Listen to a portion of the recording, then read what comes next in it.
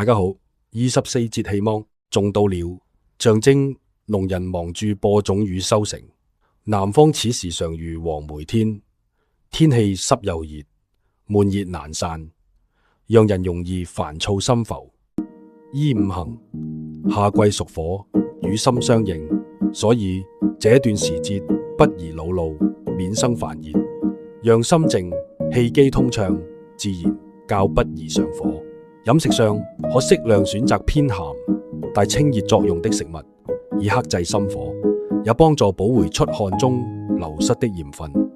酸味也能開胃醒脾，如山楂與金桔可稍作增加，但仍以清淡有節為要。作息方面可參考子午覺子時午夜11到1時，陰陽交匯，而早些就寢午時11到1時左右，陽氣最盛將轉陰。午飯後宜小睡片刻，補精神並調和陰陽。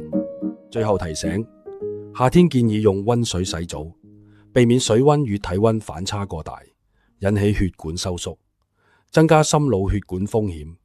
這時節應順天養心，安然度過濕熱。